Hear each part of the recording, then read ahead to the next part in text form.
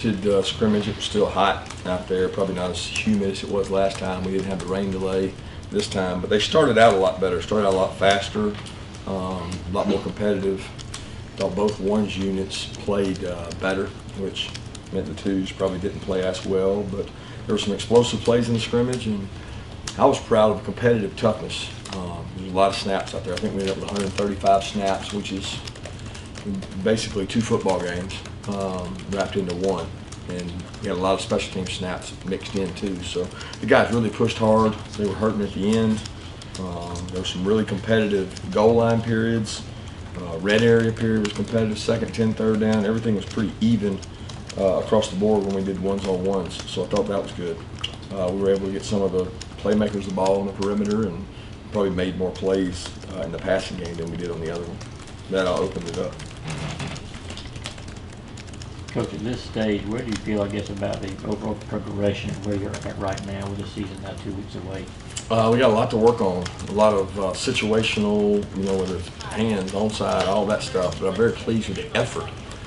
The effort that our kids are playing with, I'm proud of that. I mean, we've had some tough physical practices. And these guys, this group has not backed away or shied away from that. I mean, our worst practice by far was last Saturday. And I'm not saying today was our best, but it was definitely to par with the other good practices.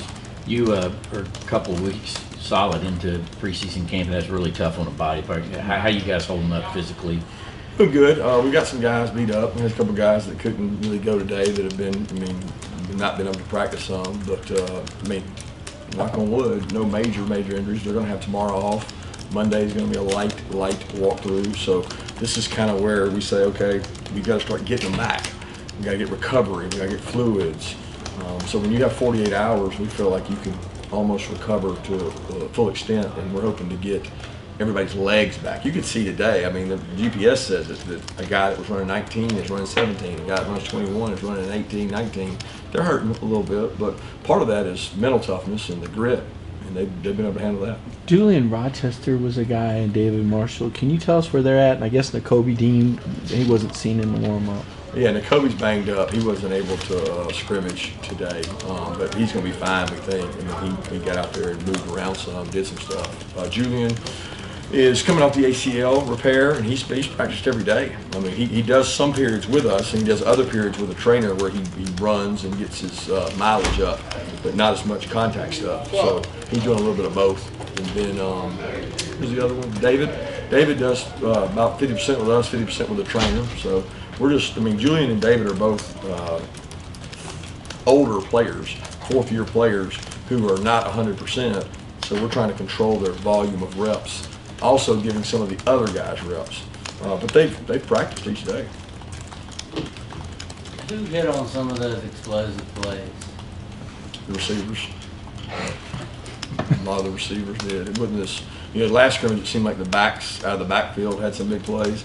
It was the wideouts as a group. Cager had one, George had one, Tyler had one.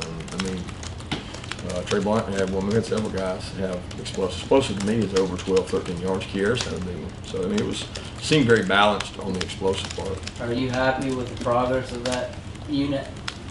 There's been progress, yeah. I think you can always do more. That's what we're trying to do. So, I'm very pleased with that group's effort, toughness, resiliency, pushing through, contact toughness. There's some balls that probably should have been caught that weren't today, but that's probably always going to be the case.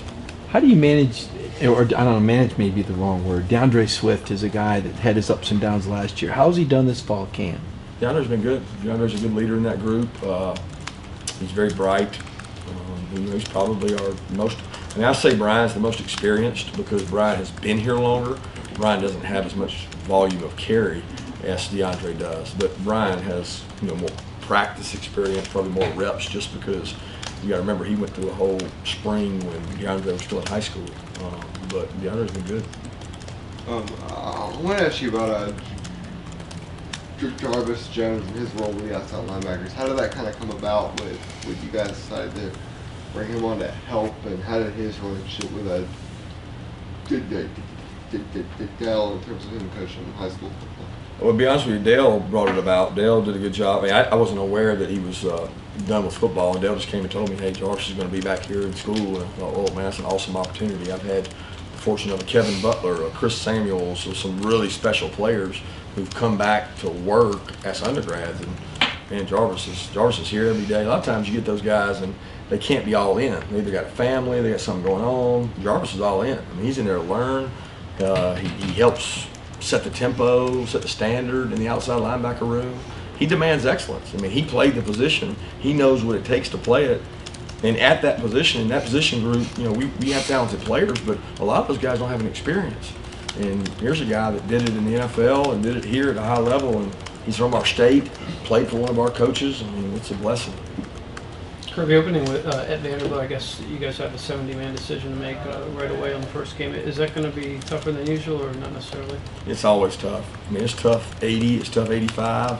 It's tough when you travel 100 because whoever the 101st, 71st, 86th, it's tough. And it's going to be, you know, even tougher. But we know that what we decide there is not final. It changes week to week here. There's not a week that I think our roster was exactly the same last year. Number one, because of injury, but number two, because of effort in practice. We had guys go, Michael Barnett didn't travel, didn't play, to going on the scout team on defensive line, to starting on the defensive line against Georgia Tech. So, I mean, it can come full circle.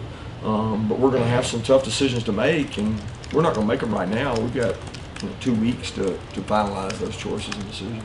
How much longer are you guys in camp mode? I know that even after camp's over, you kind of stay in that mode.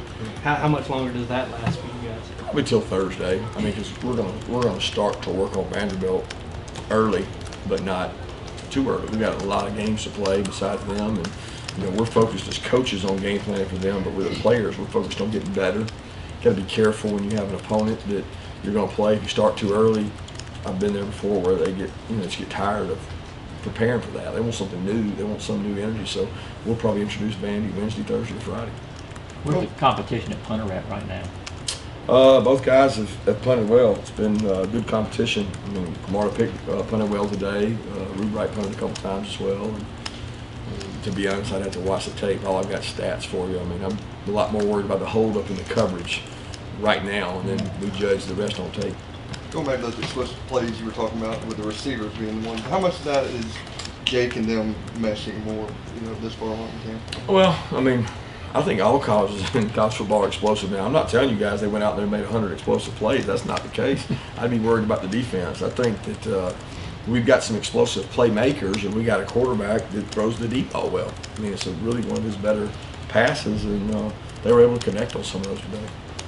Kirby, havoc rate is something you guys have talked about a lot. Where do you think the defense is in that regard, and how do they fare in that area today? I don't know how they fared today, statistically, because I can't compute. I don't think we fared real well today. I don't think we had some big stops. We had a couple of red area stops where I thought, man, they're just driving down the field, then boom, we hit the red area. If we play really good in the red area, it gives us a fighting chance because we think we can score points offensively, and defensively, if we hold people to field goals, that's big. But I don't know where our havoc rate was today. I don't feel like it was where we want to be. Where is the defensive line? I know there's a lot of big guys and a lot of young guys. What can you tell us about where that unit's at? Well, I mean, there's a lot of guys rolling. There's no one dominant player on that defensive front or defensive line. There's a lot of good, solid players, a lot of experience. I mean, we may roll out there with 6 seniors that have played football. Kel Carter, Jay White, Tyler Clark, Julian Rochester, David Marshall. I mean, it just seems like you got guys that have played a lot of football that are out there. But as far as the younger guys, they're probably not, they're not where the older guys are yet. You can't be. I mean, a guy just gets here and you're looking at the guy that's been playing for 4 years. I mean, that's unrealistic to think that some of those guys are going to be where the older players are. They just can't physically jump into that mold yet. Devontae's done a good job, who I count as a middle player. Jordan Davis is one of those. He's not a freshman, but he's not a senior. He's done some good things. But those guys have come along. Trevon is the one that has a chance to help us the most this year because he's not really an interior defensive lineman. He is more athletic, plays on the edge, can do some more stuff on sub situations where the other guys are a little more run-oriented. Did you earn that T-shirt from helping Isaiah win in his camp? Did, man. I wanted to make sure he sent it to me. I told him I would wear it at one of my press conferences, and I saw his video of what he did with kids before school started. He took a group of kids from his hometown community and bought them all back to school supplies and just did an unbelievable job. It's just so much, it's so indicative of him, of what he did, that I asked him for one of those shirts. So we've been reading his quotes on Win for Wednesday. We've been reading his quotes to the team. So he does a really good job with that. How was the tackling out there today? When you talked about toughness, who are some of the guys on the defense that are, hitting people and displaying that toughness you're after? Well, I probably saw a little more toughness on the front of the offensive line, knocking us off the ball. But there were some licks passed out there. There were some pops made, a couple goal line stops, a couple hits out there with guys closing. But our backs are good players. They're able to make you miss in space. And I thought Kenny McIntosh today did some good things, man. He continues to improve. He's got really good balance, and he's been a good blessing. He's delivered some blows to some people, but Lewis shows up, makes plays, he hits people, and JR had a couple good tackles, and we just got to get our players on defense to play within the system. We still got some guys that want to play rat trap and do what they want to do instead of doing what they're supposed to do. And when they do the rat trap stuff, it hurts us. In previous camps, you've kind of rooted for the Heat a little bit because you want the guys to have that adversity. What's camp been like in that regard, and how have you seen the team respond to it? Yeah, it's been hot, guys. I mean, I'm not gonna lie, I'm not gonna make any bones about it. Our guys haven't complained about it, and to be honest, we've done a couple practices where we went inside at the end of practice, but we start every day outside. We do 75% of practice outside. We do all the scrimmages out there. I've talked to some coaches that were at our practice that have been to other practices, and they say the same thing. It's hot. So mentally, what are you going to do? It is hot, but our guys pushed through it, and I thought they did a good job of that. There's been a lot of talk about Andrew Thomas this offseason. What about Isaiah Wilson, his second year as a starter? How would you assess where he is? He's a better leader. I think he's got more stamina. Like, his ability to lead and play hard longer has been good.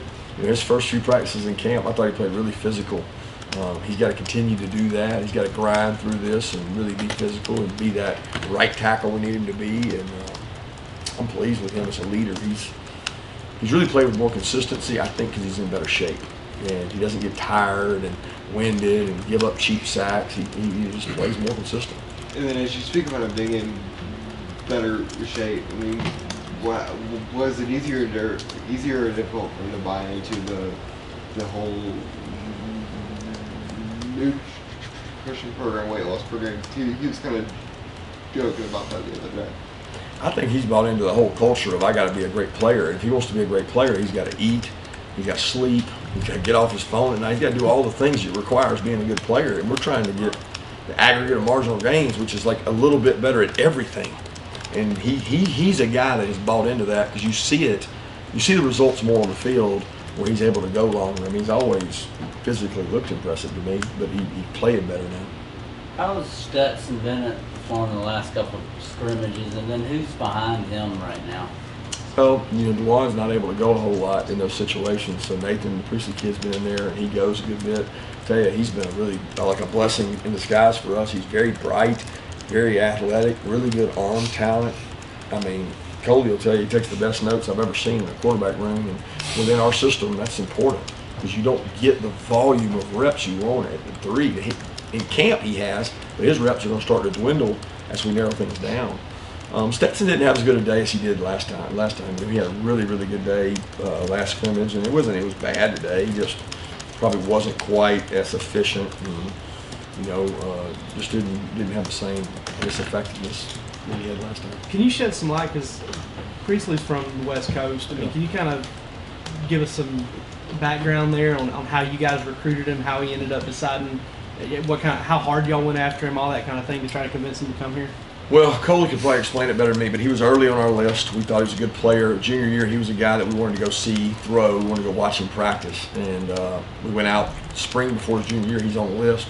We watch him. We like him. He's pretty good. Somewhere in there, I'm not sure exactly when he tears his ACL. So he misses majority of his junior year with a torn ACL. And that's basically a quarterback's make or break year because you're getting judged. Everything's based on that. So he didn't have tape from that junior year. And then the senior year, he's coming off an ACL. He played well, and I think he was going to walk on at North Carolina, and the last minute, he found out he could come in here and be a 3 right away with the one situation, and he jumped on it. And comes from a wonderful family. Got to visit with his mom, and I mean, I'm telling you guys, he's a good player. I mean, when you watch him take his reps with the threes, the way he functions and manages the offense, we're lucky to have him. You mentioned McIntosh. How many backs travel, and is he doing things on special teams? Is that how he gets on the bus? Yeah, I didn't see him today. I mean, he had reps on special teams. I don't know how he hit on those. But yeah, we don't know how many backs travel. So if we got 7 backs that are really good, we'll travel 7. If we got 10, we'll travel 10. If they can help on special teams, they'll be out there. We've traveled as few as 4, as many as 7.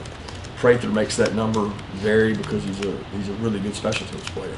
So those decisions we got to make are going to be tough. But somebody like McIntosh is a key to that decision because his value right now is going to be special teams initially, and he earns more value by how he plays on those teams. I think it's new for him. He's going through the Holyfield effect and the Swift effect, and can I help on these teams, and how do I do it? Because I didn't do it in high school. I don't know how to block somebody on punt. I don't know how to cover a kick. But as you train those guys, by game 5, they're better than the guy that may have done his whole life. 2 more questions. Last year you kind of were real complimentary to the wide receivers because so many of those guys contribute on special Yeah. teams. I think you traveled 10 to just Yeah. about every game. Is that something you guys are going to be able to do this year based on as many contributions as you're getting from them on special teams? Well, last year our wideouts were a dominant special teams group. Tyler Simmons, Jason Stan, dominant to the word D. And we know that we're probably not going to be that way. Now, we got wideouts who are going to play on special teams. But when you start talking about George Pickens, Dom, Blaylock, those guys haven't seen the light. They don't go out and their high school special teams was I was catching the ball and running with it. I wasn't blocking anybody. I wasn't covering anybody. They have to become those players and be dominant in those roles, and that's something that we're still working on. So we're going to get it by committee. We got more outside backers. We got more inside backers. We got more running backs. So the position versatility for special teams is going to come from which position has the most guys that are the last 5 to get on the bus are going to be dominant special teams players. What was your reaction last week when that video Pickens got out? I saw it live, so Yeah. I was like, shoot, it's a special player, great catch. He's had, I wouldn't say just like that, but he's had several one-handed catches in practice. He's a talented player. He's got to learn his assignments and learn what to do because he can certainly help us. Thanks, guys.